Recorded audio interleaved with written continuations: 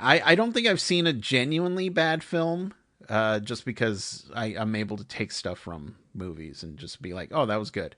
I couldn't agree with you more. I have a very hard time panning a movie and saying it's Yeah. terrible. It is so difficult to get a movie made. Whenever I finish a movie, I'm always like, wow, holy cow, there's so many things that could have went wrong and that might not have been made. Yeah. And I just realized how fragile that creative process is.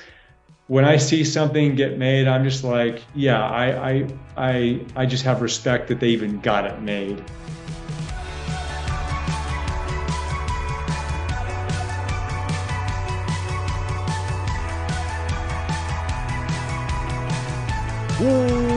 Welcome, everybody, to Casting for Two, the podcast, as always, hosted by me, Chris. Welcome, everybody, to episode number 565 of the podcast. I hope everyone is doing well and treating everybody well and, I don't know, having respect for each other, all that good stuff. And speaking of good stuff, if you like what you're hearing, castingfor2.com is the perfect place where if you want to keep up with everything that I'm doing, join the Discord, leave a review, or see what other service this podcast is available on. Casting for Two is the place to be. Also, I have swag, so if you want to buy some swag, go right ahead. But yeah, so I'm done with all of that. I'm done. Wonderful episode for you all today. A great segue, Chris. Why, thank you, of course. Wonderful episode. I have a wonderful actor, producer, musician. I'm just going to say that good-looking man, good-looking guy. Adam Ambruso is on the podcast. And we just had a phenomenal chat. He has a movie coming out, which is retelling of the island of Dr. Monroe, which is I'm interested in that movie because stuff happened.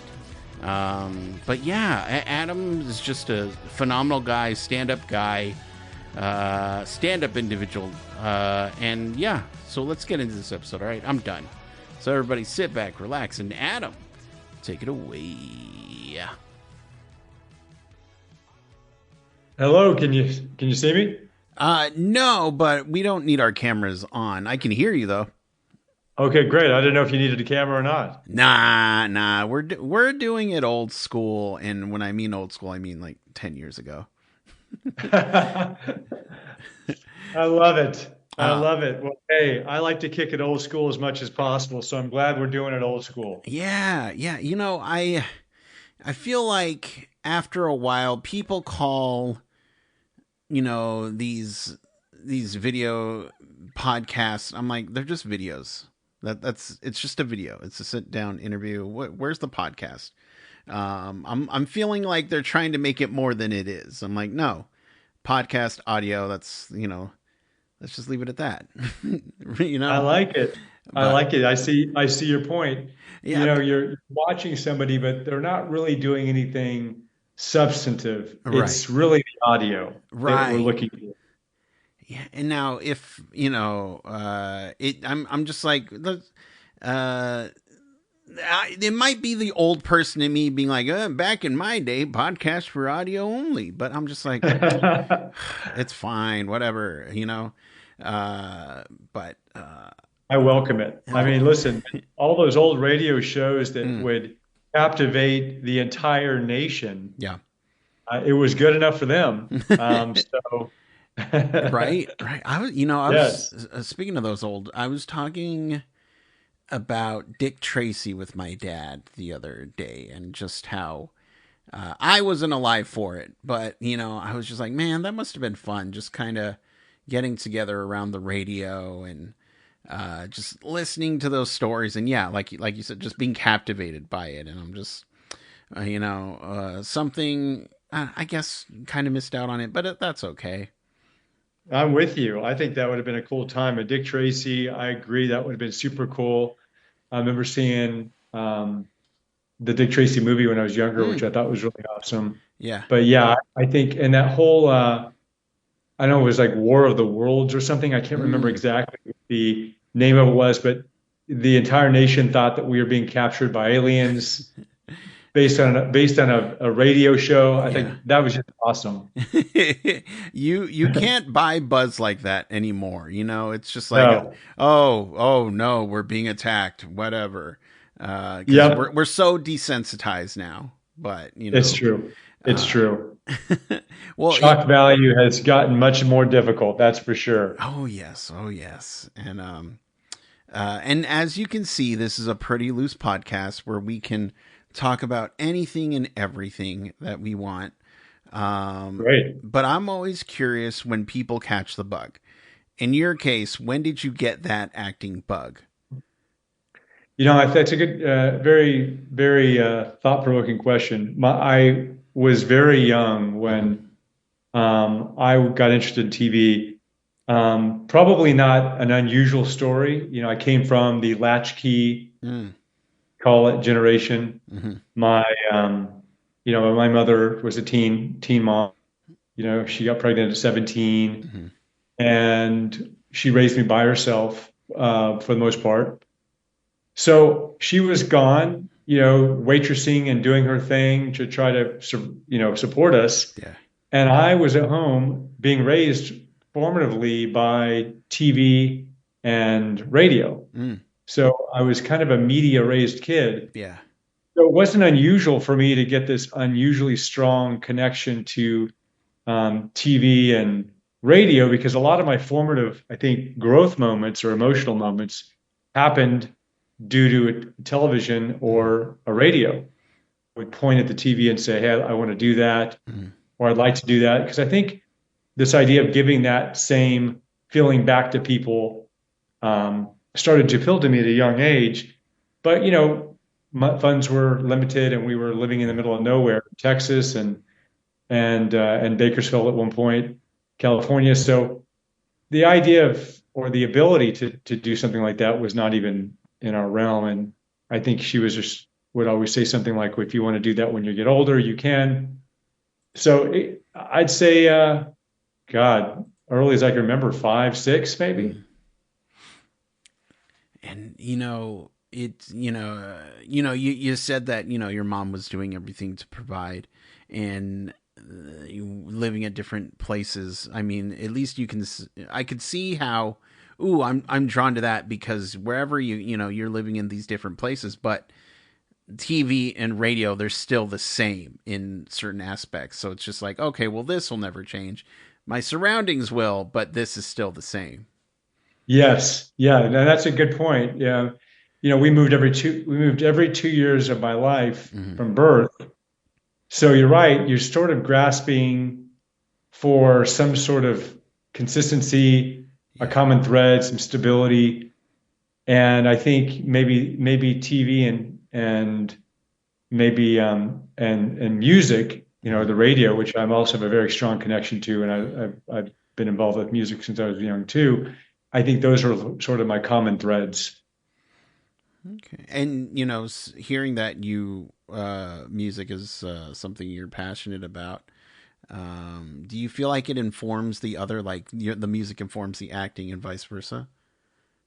Absolutely. Uh, you know, for me, it was very difficult to choose Mm-hmm. which one I wanted to do when I was leaving for Texas. I mean, from Texas to LA, you know, me coming out to LA was such an odd and crazy thing for most people that I knew and all my friends. Mm-hmm. So really, when you go out there, when you're leaving from Texas, you might as well just do whatever you want because just Right. the fact that you're leaving and going to do this thing that I had no connection to it, no knew nobody in it. It was such an odd, bold move Mm-hmm. that which when I got here, when I got to LA, I was just like, well, what do I want to do? Do I want to act? Do I want to do music? And I remember I kind of wrestled that for a little bit and I thought, oh, I'll do both. Mm-hmm. And I had an acting coach at the time who said he was really down on, that shotgun approach. And he said, you got to choose one. Yeah. And when you nail one, then you can do, then you can cross over and do others. Mm-hmm. but you're going to be competing against people who are doing are all in on one, and you're going to suffer in that comparison. So I remember I flirted with singing for a little bit when I got out there. I thought, well, I'm still going to try it a little bit on my own, and I realized they're both really full time pursuits. Mm-hmm. I joined a band when I first got to LA, and I was pretty excited about it. I auditioned for it and got in, and then I realized I was the most serious guy in the band, and I wasn't even my band, Right. and I remember showing up to the first sort of practice, and we were supposed to get this whole song down, and I worked all week on it. I was really worried that I was going to be the worst one in the room. Mm-hmm. And I got there, and I was the only one that actually had rehearsed and memorized the entire song. Yeah. And I was just blown away. I was like, wow, what do these guys do all week? And so I remember just thinking, you know what, I'm going to perform this in front of them just because, I worked on it and I want to kind of rite of passage. Yeah. But then when I left, I thought, yeah, you know what, I'm not going to go down this route. I'm just going to stick with acting because it's going to be difficult to find people that are serious. Right. So, they inform each other though, because even though I left that music world for acting, Mm-hmm. it was still a part of it. Like, I mean, when I would write something, I remember sometimes it's the song or music would inform a movie or tone, or when I'd get out of an audition and I need to like let it go, I'd like I'd go to my go-to music and I'd jam this music and I would just like sing it as loud as I could to like let that audition and whatever I just did go. Yeah. And they just seem to go back and forth for me. Or if I need to get into a certain mode or a mood, Uh-huh. music will take me there. Like I get transported by music really quickly. And I think it's just because I have such a strong connection again to media. Yeah. So yeah, to me, they're hand in hand. And listen, now after producing, music is such a huge part of a movie or a TV show and the way it actually connects or makes you feel while while you're watching it. If you took the music away, I mean, you wouldn't even have a movie or a TV show in many Yeah. cases. Yeah, I just feel like they're they are attached at the hip. They're like Oh. Siamese twins. You can't remove them. Yeah. Yeah. It's funny because I'm in this position where I'm doing sound work, and I'm just like, I remember I came from the film world, and I went to film school, and my sound teacher was always so interesting because he was a little nutty, and Yeah. he would talk about how, oh yeah, out of all the sound guys I've ever met, they're always nuts. That's why I'm like this. And he would tell us the thing about sound people is that nobody cares about them. They're always just like, okay, whatever, we got the video, whatever, and we'll fix it in post. That was kind of the thing that drove them crazy. But it's just like, no, I'm here. We're gonna get it, because people forget how important sound is in general, and if you can get it there, like, why wouldn't you? And so I find myself in that position of, oh no, I'm doing more sound work. Now I'm being a little nutty. Like, no, sound is important, people. Come on, you guys.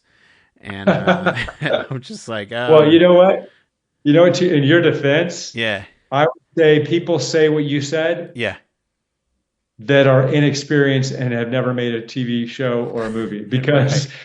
you know what I'm saying? I remember that being the truth when I was starting out and doing all these I did so many of these independent shorts and Mm-hmm. then and independent films where they were first time filmmakers. And Yeah, that may have been the case. They were probably trying to save money on sound. I don't know any serious filmmaker or or experienced filmmaker or TV person or God, any seasoned entertainment person who would ever say that yeah, once you become once you have any knowledge at all. The minute you created something and the sound sucks and you can't go back and fix it, that's a lesson that you never forget. I can't Mm-hmm. tell how many of these, I thought were great performances and these early independent films Yeah. that I could never even put on a reel Yeah. because the sound was terrible. Yeah. And I'm like, this makes me look terrible. Like I can't even show this to somebody. Right. Oh yeah, yeah. In your defense, and the good news is any seasoned person, Yeah. we're all like, hell to the sound. You are the god on set. You should be taken very seriously. I love that and appreciate that. And yeah, and it's just like I'm Oh tired. yeah, I'm man. tired of fighting of trying to get the mic in front of somebody. It's just like Oh okay, yeah. Those are not experienced or seasoned people. I mean, yeah, if you know what you're doing at all, you yeah, got like take care of the sound guy, man. yeah. You need sound so badly. It's God, it's almost everything.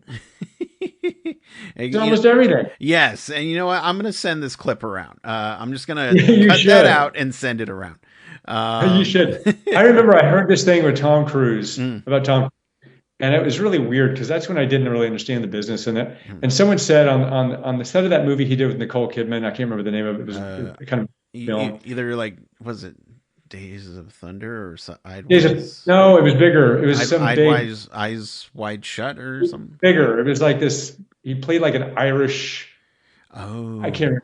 It was like some epic film. I can't remember what the name of it was, and it was actually really good. hmm But what struck me about it was they were making a big deal of it and kind of giving him a hard time and making fun of him hmm because it seemed to be chic to making fun of Tom Cruise, or it through the years it seems to be chic to knock the guy down who's on top.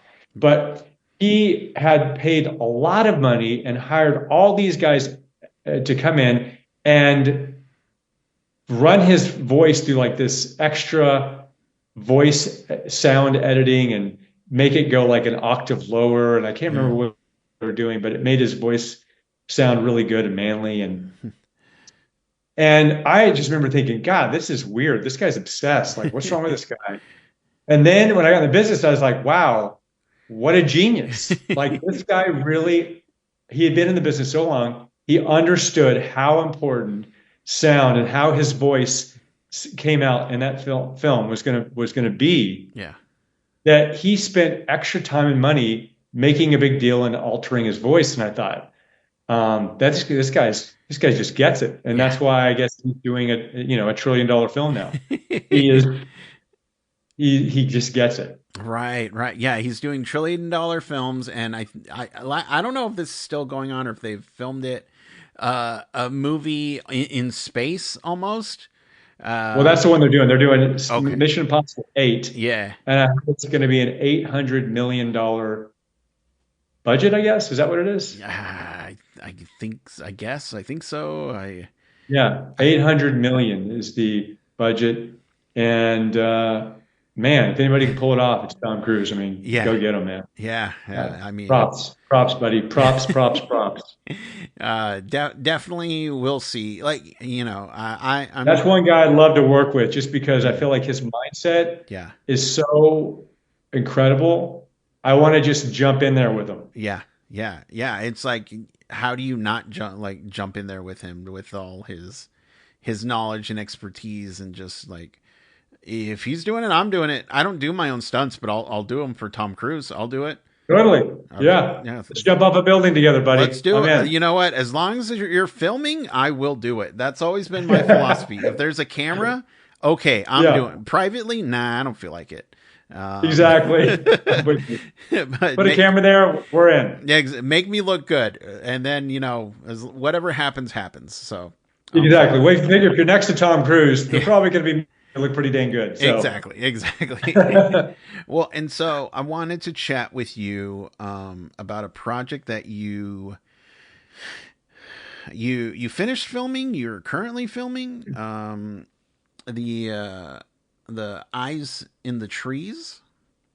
yeah, there's a movie I did just recently.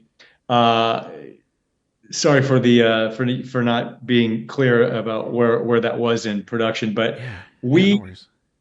we filmed that about a month and a half ago, Oh, 2 months okay. ago Okay. in Thailand, Wow. and that is being that's in post production. It will probably come out early, I'd say first quarter of 2026, and that was a really cool project. My agent Mhm. brought me in on, and that was basically it's the remake of Island of Dr. Moreau, which is Yes. the H.G. Wells best-selling novel, and had been done in the 60s, I think late 60s, Yeah. early 70s with Marlon Brando. That was in the 90s, 96.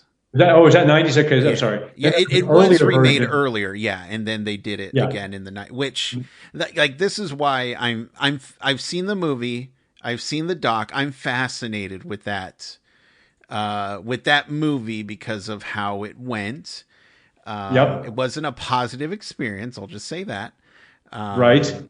But another thing that caught my eye was Mike Manning, producer, writer, and he's been on this podcast long, long time ago. And Cool. I was just, whoa, okay. So I was just like, you know what, we're gonna have some stuff to talk about because that's Awesome. yeah. I just felt like yeah. It's a small world essentially. Well, listen, as that's one thing I've really noticed is as I move up Yeah.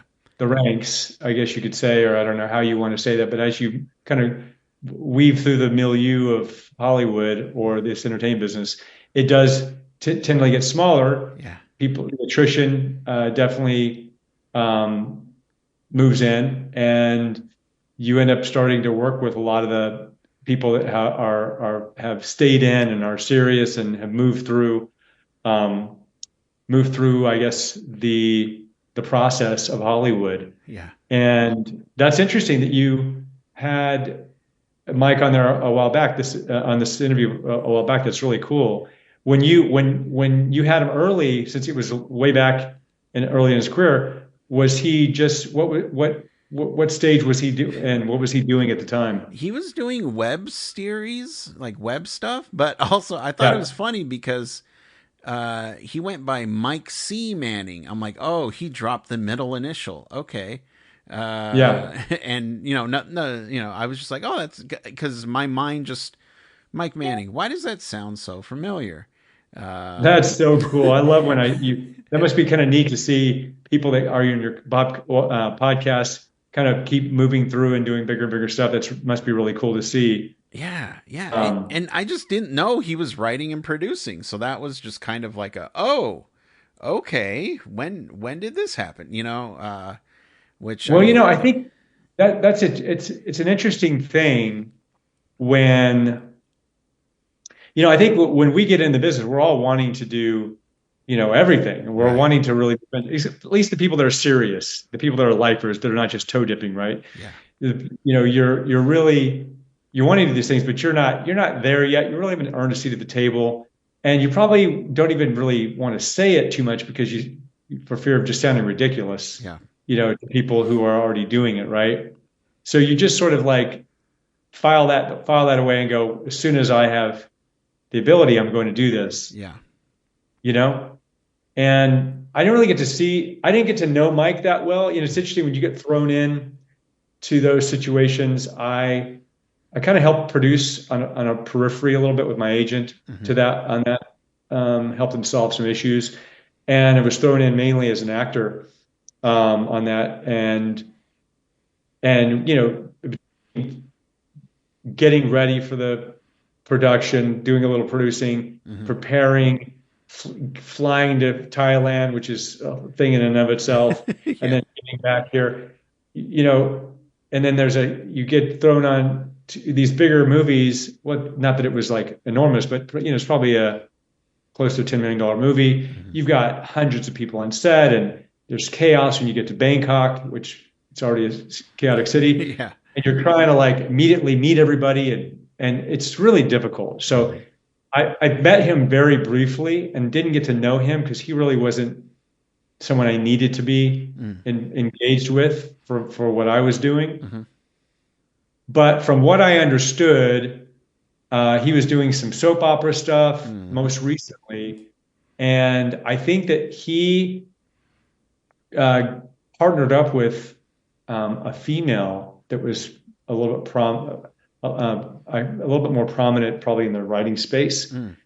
And I think that they wrote this together. I think they secured the property, and it might have been public domain by then. Oh, yeah, yeah. And I think they secured the property, and they thought they would do a reinvention of it. And um, and now we're in a very interesting space for people who are on the independent side because, and not to get too deep in this, but I'm sure you already know that the landscape's changed quite a bit. These studios are no longer doing these types of properties. They're really focusing and doubling down on these $100 million Hmm. blockbusters, and it's left a really big chasm and an opportunity for people like me and Mike and people like us who want to do these really great films Yeah. to make them for a lot less expensive as well. Right. So because we don't have the same waste that the studio system seems to have, they're not unlike Right. the government, right? So I think Mike was able to make this at a relatively good price and get really solid talent attached to it. Mm. So that's, from what I understand, that's how that went down. But I don't know the full story, um, um, other than that. Hmm. And he was actually also an actor on the set as well. He plays one of the main ensemble cast Mm. protagonists that go to the island and try to figure out what's really going on Yeah. with Sir Anthony Hopkins. Yeah. Yeah. It's, you know, a like so much like a. I think you've hit the nail on the head as far as like low, quote unquote low budget movie. I mean, 10 million is still what, but still, Yeah, I'm just yeah, like, why wouldn't studios want to back something that didn't, take like over 100 million to make? I'm somebody on the outside looking in, and it's just like, yeah, why, if you can do something for less expensive, why wouldn't you? I Um, agree. I I agree. don't know. Whatever. Um, Well, they've just gotten so disjointed at this point, and I think there's going to be listen. It's always a pendulum, right? And I mhm. think we're in this really interesting pendulum that we have to take advantage of. People like me in my situation, Yeah. that's going to swing the other way Yeah. because what's going to happen is they're going to start seeing we're going to be making a ton of money. They're going to have some blockbuster losses, and they're going to go, "Whoa, wait a minute, we need to like mitigate, and we need to skate the middle like we Hmm. were." Right now they've had some really, really amazing successes, Hmm. and you can get drunk in your own success, Right. right? Moana 2 is killing it. I think Gladiator killed Oh it. yeah. Yeah. Wicked. I think they're seeing a lot, and there are a lot of these. What was the other one? The comedy Marvel movie that Ryan Reynolds did Oh killed yeah. it. Deadpool. Oh yeah. Yeah. Yeah. So it's really easy to see. I see why they're going down this road because Yeah. you're making so much money, Yeah. but a bit invariably that's going to shift. And I don't know when it's going to happen. But I want to capitalize on this time period as much as I can Right. because it's a really cool window to be in Yeah. where we can actually incept some really cool films Right. and be not only the actors in it but also the filmmakers. Oh yeah. Yeah. And I always kind of wonder on the filmmaking side, like what happened. We've seen and we're gonna keep seeing more of studios handing a blank check to Nolan. But what if a studio hands Nolan like a $5 million budget? Like, let's see what he can create. I'm kind of more interested in that. Like, what is he gonna do with just 5 million? Let's see. Oh, Uh, I would be too. And I love yeah, Nolan, by the way. yeah, You're yeah. like, Same. we're striking the same chord, John. We're vibing. Yeah, yeah, But even Nolan can be guilty of this. I think Nolan has achieved such great success yeah, that he's also drunk in his success. yeah. Yeah, I think he's also potentially getting drunk in his own success as well because I don't think he would even touch a film unless the budget was so astronomical. Right. All the stuff he's doing now is so big. And I can see why. I mean, listen, if they're handing you $300 paychecks, why take something else? Right. Like, you get it. So I think it's a problem of success. Hmm. And I mean, I invite that problem and can't wait to have the problem. Yeah. But I am going to wrestle with that because I too don't want to. Um, I want to keep making great material. Yeah. I think there's some auteurs that seem to really straddle that and keep doing that, and I hope they keep doing it. Like, one of my favorite directors who did Slumdog Millionaire and Danny Boyle. oh yeah, Yeah. yep, Danny Oh Boyle. yeah. Love Danny, and I feel like he's still kind of like that guy who's still straddling that, and Yes. I hope he maintains that. But for me, he would be like a top God, one, two, or three director I Yeah. would want to work with. I mean, and Christopher Nolan too, for sure. Christopher Nolan's, incredible. Yeah. But you're definitely talking about the top of the food chain, as far as I think creatives go for me, Yeah. with those two guys. I for sure like hint like Danny Boyle, Steven Soderbergh. I feel like they're still open to just being like, what can I do? What's something I can do just over the weekend or whatever. Like I remember seeing footage that the new 28 Years Later movie Yep. that Danny Boyle's doing, he's like shooting it on an iPhone. He's just like, all right, let's just do this cheap, or Yeah. quote unquote Yeah. cheap. But still, I'm just like, huh, interesting. And Robert Rodriguez is somebody who I've just always admired with his like, what technology's new? I'll use it. I'll try it out. Yeah. I just love that. That's what I somebody just being like, let's just try it. Let's see what happens. Agreed. And I like how um, he jumps behind his talent. One Yeah, thing, you know, like he's not, if I look at his films, I'm not always like, oh, those are the films I would want to be in the yeah, most. But they're all like really cool films that really drive kind of an alpha male character, which obviously I like. So they would be all really fun to do, number mm, one. And I think stylistically, I think he has really left an indelible mark. mm, And what I really respect about him is he's pro talent and cast, and I think he really gets that it's all a big team. yeah, It seems like some of these bigger filmmakers, they're sort of like, I'm the filmmaker, they're the talent, we're separate. yeah, And I get a completely different vibe from Robert Rodriguez, and I think that's really cool. And I think it comes across in his films, and maybe that's why his films feel so fun, yeah. because I think maybe the actors are having just such a blast. Right. Yeah. I feel like again, somebody outside looking in, like, why wouldn't you want to make a film shoot fun? I can Totally. understand if you're doing, a drama, or, dark subject matter, something like that. But still, it's just like, no, let's just have fun. This is why we're here. We're here. Let's make it fun. You know what, camera guy, take the day off. I'll shoot everything. It's just like, oh, okay. I love when filmmakers are just like, nah, I can do that. I'll do it. Yeah, I see it. I'm with you. We're totally of like mind, and I've been on sets where directors don't make it a pleasant experience, Mm, and it's unfortunate. yeah. Because I think eventually I'll find myself in the director's seat. Not that that's like my ultimate goal, but I just feel like for me as an actor, it's just sort of the next natural progression. At some Yeah. point, if you've been acting any amount of time at all, you're constantly wanting to direct the entire scene you're in because you Right. just have an idea to go, and you're having to like really swallow your tongue and keep your mouth shut because that's not why you're there. Right.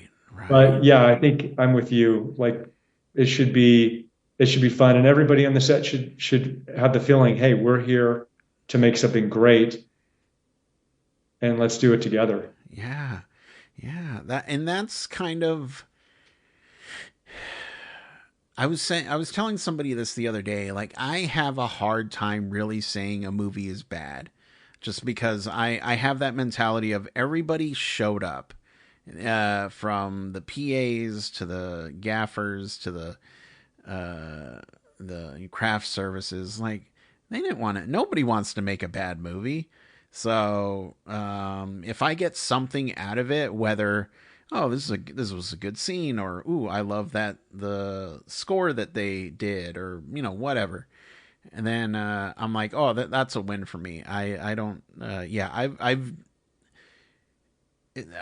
yeah, I don't think I've seen a genuinely bad film, just because I'm able to take stuff from movies and just be like, oh, that was good. I couldn't agree with you more. I have a very hard time panning a movie and saying it's Yeah, terrible. I think there's value in pretty much every film I've seen. yeah, There are some exceptions, but for the most part, I totally agree. And even on those exceptions, I found something, yeah. right? It is so difficult to get a movie made. Whenever I finish a movie, I'm always like, wow, that was on a wing and a prayer. I mean, like, holy cow, there's so many things that could have went wrong and that might not have been made. Yeah, And I just realized how fragile that creative process is. When I see something get made, I'm just like, yeah, I just have respect that they even got it made, right. you know? Yeah, and then what's crazy is they still have more to go. Because who Yeah. like, the news broke the other day that Michel Gondry, what's his name, Pharrell Williams movie, they filmed it, and it's just like, well, we don't know, we don't have a way through it, so it's going bye Wait, bye. which film is this? I'm sorry, I'm kind of like a Yeah, little lost. I was surprised. It was a musical about Pharrell Oh Williams's yeah. childhood. Yeah, I Oh, just Pharrell Williams. yeah. The Oh, I don't know anything about this. Yeah, it just came out a couple days ago that Okay. they're in the editing room, and they just didn't see a clear path through the movie. And so Wow. they all agreed that, okay, well, we're done with this movie. It's gone. It's Wow. and just blown away by that, and just, what? Huh? I have to tell you, that sounds weird. Like, if I had not been in this business for a while, I would be like, that's really weird. Like, Yeah. severe to the end. But what's interesting is I've made enough movies Uh-huh. that have never seen the light of the day to know how possible that is and how painful that is. Like, Yeah. I actually filmed a TV series pilot last year, Uh-huh. with a friend of mine who unfortunately passed away, and this year, and um, we're hoping that's going to make it out. Mm-hmm. And it started out as such a huge undertaking and a really amazing project called Dream Big, Uh-huh. and now we are really wrestling with how do we tie it all in and make it look good and make it work without our fearless leader here as Yeah. well. So I get it, and my heart goes out to those guys, and I hope something can be salvaged. But I also know I also know the danger of putting something out that's subpar, Yeah. and then people judging you on that, and that's a terrible feeling as well. And I've done that before. I put work out that wasn't ready, and then I've had some feedback from people, and it doesn't feel good because Yeah. I can do better, or I'm better than that, Right. and you just wanted to put it out. And so I respect that decision they made too. It's like, let's only put out great work. Yeah. Yeah. When that happens, do you think, man, maybe I should have done music instead? No, you know what? I never go back to that because, I have to tell you, I'm secretly always planning on doing music anyway. Yeah. Like, I can't wait to do it on my own soundtrack. You know, I actually I've rented out studio space to go. to go do some music on Friday at Salt Mine Studios in Phoenix, Arizona, which is a diamond rated recording studio. So I'm always dabbling. Yeah. I've got several guitars. I'm playing and singing for my little 3-year-old all the time. So I never feel that way. But what I do and where I've arrived is I do have like a Superman complex, which is, I think when you have some sort of natural abilities in entertainment, there's this trap where you you could do everything, and so you do everything. And then everything is mediocre because you're literally doing everything and you can't do everything. Right. And so my strength is, as in most characters in life, right? Or people in life, your strength can be your weakness if you don't put it in check, right? And I think that I have had this attitude where I can do that, and I'm just like, I've taken on a lot, and people know you can do it, and they ask you, and then you say yes, and then all of a sudden you're doing too much, right? Yeah. And then your work suffers because you're doing so much that no human being can do that much and do their best. So now what it's made me, whenever that happens to me, it's like a reminder, hey, slow down. Right. Yes gets you in the game, no makes you a ninja, right? Learn to say no when appropriate, which is the key to the kingdom, right? Right. And double down, focus, just take on a few things, if not only one thing. And so it's for me, whenever that happens to me, that's my reminder. And I think that's what's led me today, where I'm today, is I'm really doing less. Yeah. And I'm really, because I think my next place I want to go is I want to double down on some really key projects, and I want to really do my best work. Yeah. It makes sense. Instead of, spreading yourself thin, you're like, let me focus on this and make this the best possible, thing, or what I can do with it versus, and then get somebody else at their game to do, the other things. So I get it. Yeah, totally. I mean, I just yesterday, and this is weird for me to do, my agent brought a movie to me and had this person attached and that person attached, and there was a little bit of buzz on it. And it was a good script. I read the script. And I just said, hey, look, I gotta have like a heart to heart with you. I don't mean wrong with you. Like, do I like the movie? Yeah. Could I get it made? Help you? Yeah. Would I think it'd be kind of a fun, racy part? Sure. Is it what I should be doing? I don't think so. Yeah. It's not like my passion, this story and movie. And a friend of mine, longtime friend of mine from Texas, brought me a movie recently that's like, ooh, now that's, it's based on a true story. And I'm like, that I could get into. Yeah. Like, wow, that's a rock and roll story. And that's what I'm kind of excited about doing right now. Nice. And for, I just love that you're like, you know what, you're in a position to pick your quote unquote battles. I think that's pretty cool.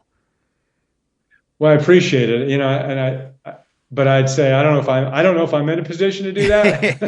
I think you're getting there. You're I'm getting just making there. that decision. Yeah. I always remember listening to these different times in life when not that I'm comparing myself to any notable celebrities, but I've just listened to like their stories over time, trying to garner some sort of gold from their careers. And I remember hearing can't remember his name right now, but a big actor that I always respected. And they said one day he just said, "I'm not doing TV anymore." And I was like, "Wow, he was not a like huge star at the time." I was like, "Wow, that's a bold move." He just He just decided that, I'm going to be this. Yeah. And I remember, and you know what, that I just have to do that. Like I can't wait for people to go, okay, you've arrived here. So now I just have to go, you know what? I'm going to draw these lines in the sand for myself. Yeah. And even if it's painful. Yeah. And so, I just feel like if I don't make these decisions, then no one will, and I probably won't go where I want to go, and I'm just going to have to make the decisions, even if it's uncomfortable. Yeah, no, I get it. I get it. It literally is more power to you. So I get it. I appreciate it, man. Appreciate that. But for the people at home who'd like to follow you online, keep tabs on what you're doing, all that good stuff, where can they do that? Oh, great. I got rid of my social media handle on Instagram. I had a pretty big following on there, and I got rid of it and just revamped my whole self, Yeah. reboot. And I really haven't put a ton of time into social media. So I have a new social media account on Instagram, Adam.Ambruso, Ambruso.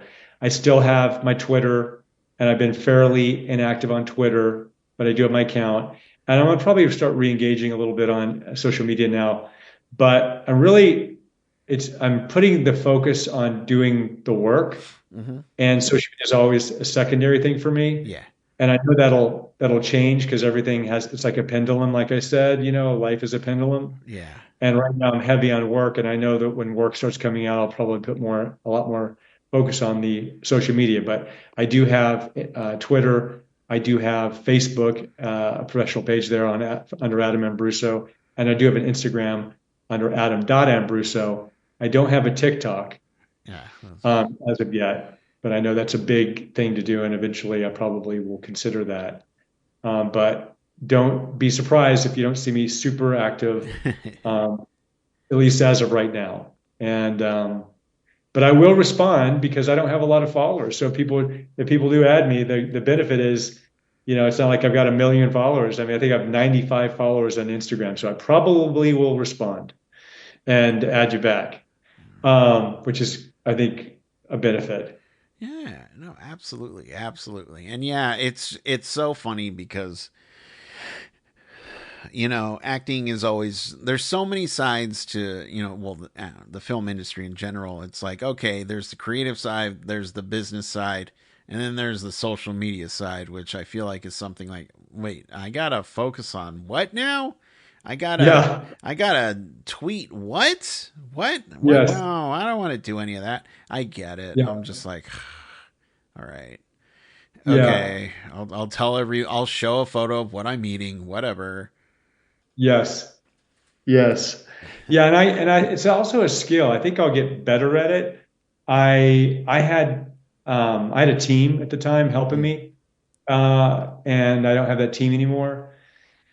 And I'm sure it's a learning curve. I'm sure yeah. once you start posting a couple things, it's probably not that big of a deal, and I'll probably do more of it. But as of right now, I've been really excited about trying to get this next project or set of projects up.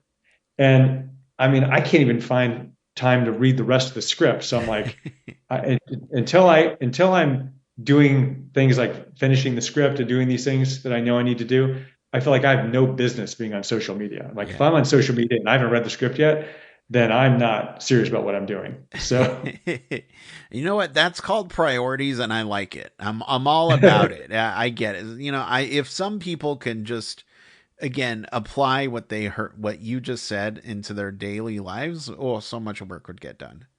That's all I'm I saying. appreciate it. I have to be hard on myself. I just I heard I heard a little meme interview of Stallone, which Mm, I have a lot of respect for Stallone. And not that we're the total the same in how we would approach things, because I think he's really hard on himself. yeah.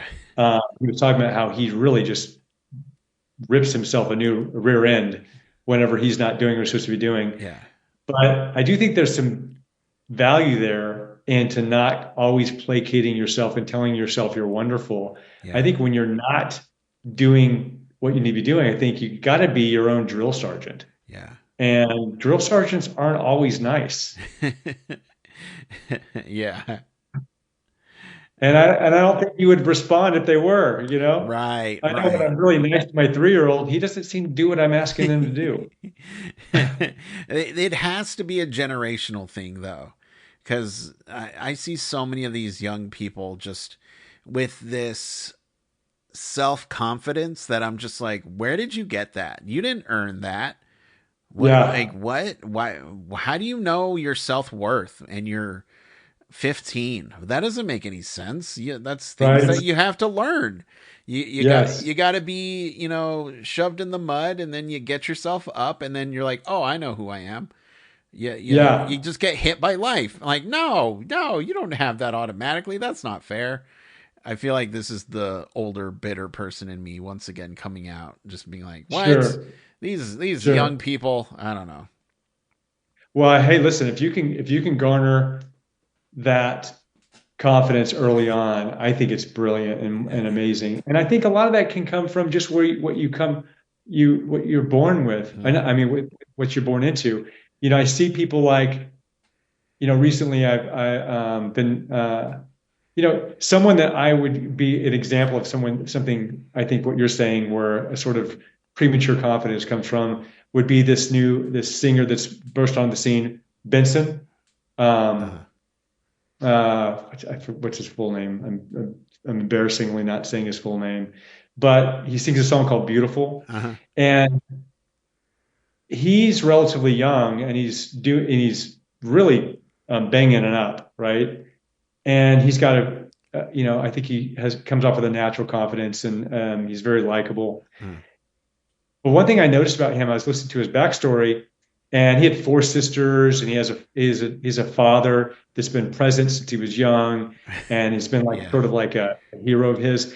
And so when I see people like him who've got this sort of natural confidence early on, Yeah. I really see that they're coming from these great support systems, Yeah. and which I think is awesome. And I want to give my 3-year-old, right? Uh-huh. And he's already got it. Like Yeah. this boy, he's so confident at 3 years old. And it's because I've loved him more than any dad can love a 3-year-old, Yeah. right? But I didn't have that. So I had to kind of, learn who I was early Yeah. on my own. And it sounds like you might have had some similar experiences to me. And but I feel very happy for people that don't have to like learn that maybe the harder way, Yeah. you know? Yeah. So, Yeah. I love when these support systems yield these young, confident people, because that's how it should be. That's I really believe that's how it should be. Yeah. Yeah. I mean, I love that, but again, the other part of my brain's just like, Earn it. yeah, exactly. They'll appreciate it more if they earn it. I'm just like, but But here's the flip side. Here's the flip side to your point. yeah, You know, and this is a truism. I'm not going to even give, this is not even my opinion. Now I'm going to just start dropping some wisdom that I've learned through lots of reading and yeah, lots of, following greats of the world that yeah, we all universally consider great, right? If you're not getting that pain early on, you're not like, you didn't just, get the golden ticket and you get to escape the pain. yeah. You'll get the pain later, You're right, right? right. And Yes, you know what I'm saying? And sometimes that's not a good thing, because you don't have the roots from the trees to really support you when those big storms come. And sometimes people never recover. yeah, yeah, So my heart also goes out to people who get early success, because sometimes that doesn't go well right, for them. right. So when I see people like the singer and others that are doing well early on, I'm also hoping that they can maintain that as well, and not get distracted or hurt when things don't go well later on, because that's what happened to the writer of Dream Big. He early success um, was on a hit TV series when he was younger, And then when he grew into more of an adult actor, reality started hitting in, and he wasn't getting everything like he got when he was younger. Yeah. And I think that was really difficult for him to swallow. Yeah. Yeah. And Jarring and just like, what? yeah, Yeah. and then all of a sudden he wasn't working as much as he thought he used to, and I think it led to some eating disorders and some stuff that down the road became problematic. So there's no escaping life. Right. You're going to get it early, you're going to get it late, but I still maintain the more that family feeds into you early on, the more strength you're going to have to weather those storms. It Right. may not give you the same depth as if you went through those struggles early on, but it will definitely help. But you and I both know the longer the deeper those roots are, the bigger the dynasty, I guess, you can build. Yeah. Yeah. And you become untouchable. Yeah, Yeah. absolutely. So Or there's a book called Unfuckable, which I always love. yes. Yeah, um, yeah. but Adam, thank you so much for the chat. Anytime you want to come back, just say the word. All right. I would love to chat with you more. We Thank you didn't, so much. I appreciate that. I didn't even get into the whole, like, I was brought up on music videos, and because I wanted to say it, but I said no, I'll stop. I'll save it for another time. Yeah.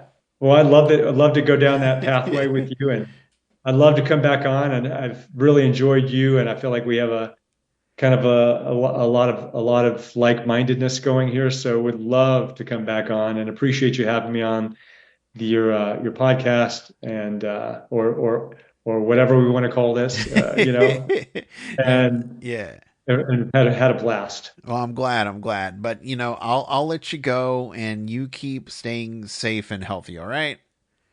That sounds great. And if you don't mind, I'd love to give a shout out to a couple people Oh that I didn't yeah. mention in trees that I feel like it would be remiss in not mentioning. Just wanted to say how talented I think and how fun it was working with Jonathan Rhys Myers, Mm, Ashley Green, which yeah. were two actors that I was primarily working with. Uh huh. Just really thought they were class acts, Yeah. and I really was impressed with their level of professionalism and the talent. And Jonathan even came through and did a lot of like improvisation and rewriting of the scene when we came in, and I just felt like it would be I would be remiss if I didn't mention that. Just want to wish them the best, um, and just say how much of an honor it was to work with both of them. Oh yeah. Definitely. Like And Tim, two. and Tim, the director too. Tim, the Oh yeah. director, was fantastic, and um, really thought he was very generous in allowing us to have some creativity in the scene. Good. Good. You love that. You love to see directors letting actors be actors. Yeah, yeah, I agree. So really, really had a great experience with those guys, and just wanted to make sure I mentioned them Well, whenever I can. good, good. I'm glad. And again, I'm whenever this is out, I'm gonna watch it, and I'll message you about it. But again, yeah. Until the next time, you have a wonderful rest of your day. Okay. Awesome. I appreciate it. You as well. Thank you. Thank you. Bye bye. Okay. Much continued success.